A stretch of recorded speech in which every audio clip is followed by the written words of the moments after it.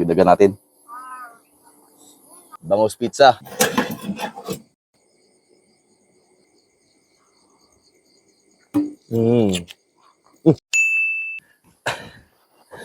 Hello mga kalabas.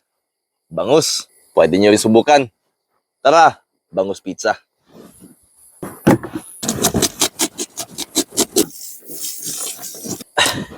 Bangus ay nakaliskisan na. Daingin natin. Medyo frozen pa yung loob niya. Dapat yung, yan. Ito yung mga tinik.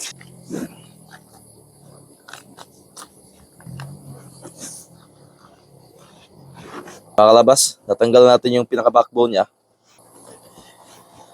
Gasa muna natin. Try natin i-debone. May puller tayo. Yan. Ayun na mga kalabas, na-debone na natin. Hindi man 100%, pero at least nabawasan. Yan. Preheat na natin tong oven. Butter, pag didikit. Konting asin. Bechin. Pepper powder. Onions.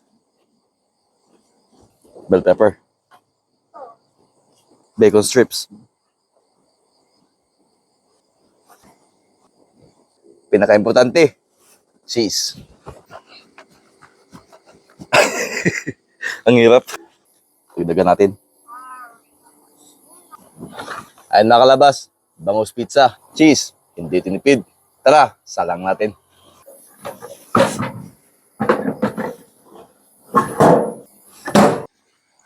Ayun mga kalabas, after 25 minutes na nakasalang sa oven, luto na ito mga kalabas.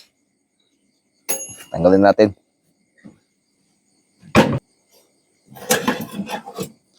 Ayun na mga kalabas, at ready na ang ating bangus pizza.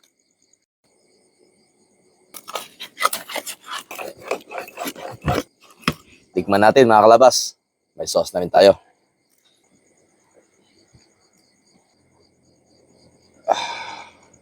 Wow. Mainit pa mga kalabas. Ang sarap.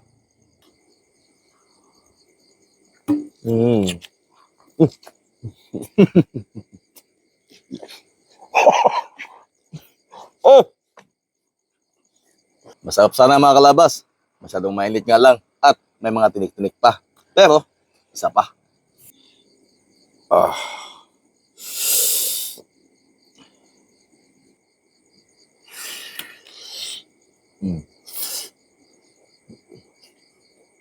Tinik.